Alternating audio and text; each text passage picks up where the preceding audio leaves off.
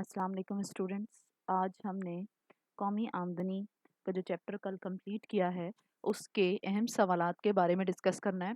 मैं आपको बताऊंगी कि इसके जो शॉर्ट क्वेश्चंस और एमसीक्यूज़ हैं वो तो आपने सारे तैयार करने हैं, लेकिन जो लॉन्ग क्वेश्चंस हैं उनमें कौन कौन से क्वेश्चंस आपने करने हैं और उनको किस तरह अटेम्प्ट करना है, आज मैं आपको इसके बारे में बताऊंगी। पहला क्वेश्चन जो है वो कौमी आमदनी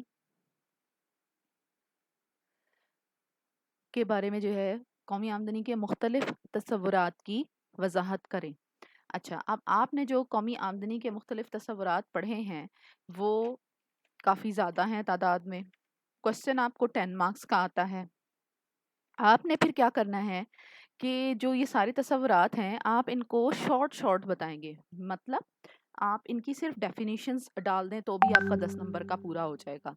जैसा कि सफ़ा नंबर 15 पे अगर आप देखें, कौमी आमदनी के मुख्तलिफ तस्वुरात में पहला तस्वर है खाम कौमी पैदावार या मुरक्कब कौमी पैदावार का तस्वर जीएनपी। इसमें आप इसकी सिर्फ डेफिनेशन को शामिल करेंगे, ठीक है।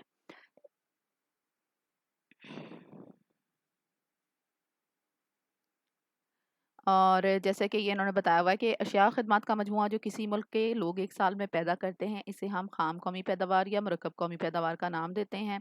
इसमें जितनी भी पैदावार और खदमात शामिल होती हैं वो यहाँ पे बताई हुई हैं, जो फर्स्ट पैराग्राफ है, ठीक है।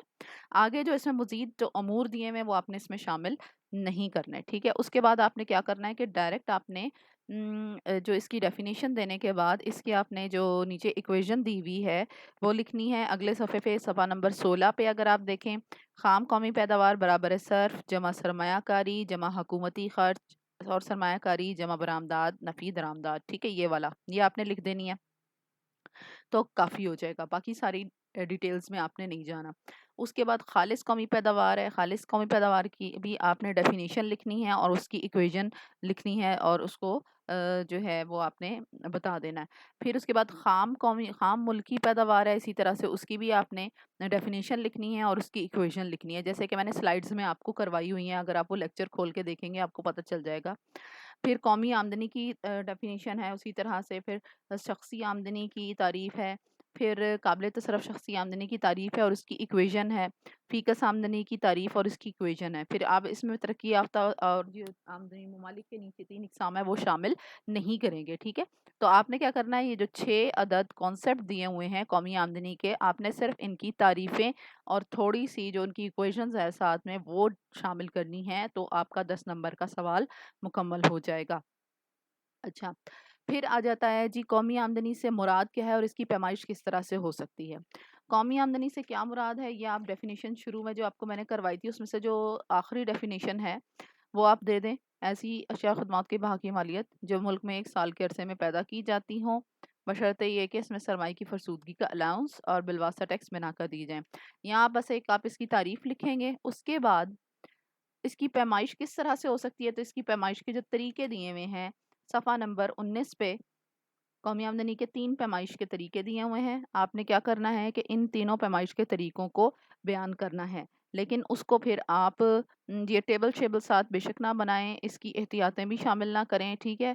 सिर्फ आप उनका तरीका बता देंगे कि जैसे कि उधर दिया हुआ है बाजारी कीमत के लिहाज से, फिर आमलीन आमदनियों के मजमूए या आमलीन पैदाइश के हिसाब से, और उसके बाद कुल खर्च का तरीका दिया हुआ है, ठीक है। इसको आप मुख्तसरन जो है वो इस तरह से शॉर्ट कर लेंगे कि आप 10 नंबर के सवाल में के मुताबिक इसको बता सकें। तो इसमें आप टेबल वगैरह ना बनाएं, इसमें आप शुरू से पैराग्राफ जो है वो शामिल कर लें। डॉक्टर मार्शल की तारीफ से लेकर बाजारी कीमत के लिहाज से कहा जाता है वहाँ तक शामिल कर दें।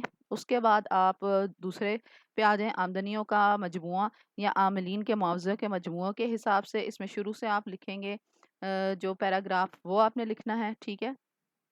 और उसके बाद ये जो 4 हैं उनको थोड़ा-थोड़ा सा बता देना है। फिर तीसरा है कुल खर्च, यानी ये जो उजरतें, सूद और मुनाफ़ाजात और लगान। फिर उसके बाद आपने कुल खर्च के तरीके पे आ जाना है और उसमें बतानी है कि 4 चीज़ें शामिल हैं, ऊपर से डिफ़ाइन करना है और नीचे उसकी इक्वेशन दे देनी है। तो ये 3 चीज़ें आप जब डालेंगे तो आपका 10 मार्क्स का क्वेश्चन बन जाएगा, कौमी आमदनी की से क्या मुराद है और इसकी पैमाइश किस तरह से हो सकती है। پھر قومی آمدنی کا دائروی بہاؤ ہے، اس کی وضاحت بذریعہ ڈائیگرام کرنی ہے۔ تو اگر آپ دیکھیں صفحہ نمبر 23 پہ آپ کو یہ ٹاپک دیا گیا ہے، قومی آمدنی کا دائروی بہاؤ۔ یہ پورا آپ نے شامل کرنا ہے، قومی آمدنی کے مطالعہ کیوں ضروری ہے اس سے پہلے پہلے، ٹھیک ہے؟ جہاں یہ ٹاپک پورا ہو رہا ہے نا، وہاں سے لے کر آپ نے یہ صفحہ نمبر 24 پہ اوپر پیراگراف جہاں ختم ہو رہا ہے ایک دوسرے کے برابر ہوگی، یہاں تک کرنا ہے، ٹھیک ہے؟ آگے سے اگلا ٹاپک ہے وہ آپ نے اس میں نہیں شامل کرنا۔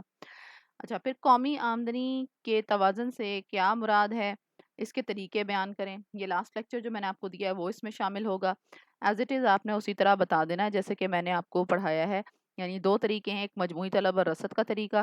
پہلے آپ اس کی تعریف بتائیں گے اور اس کے بعد ڈائیگرام کے ساتھ اس کی تھوڑی سی وضاحت دے دیں گے جس طرح میں نے آپ کو بتائی ہے۔ اور دوسرا بچت اور سرمایہ کاری کا طریقہ ہے، اس میں بھی آپ اس کی تعریف دیں گے اور ڈائیگرام بنا کے اس کو ایکسپلین کر دیں گے جیسے کہ میں نے آپ کو بتائی ہے۔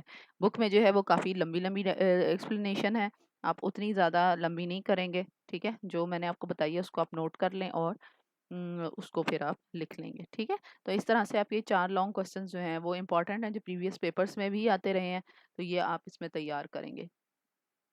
کلیئر؟ انشاءاللہ کل سے ہم نیکسٹ چیپٹر سٹارٹ کریں گے۔ اوکے، اللہ حافظ۔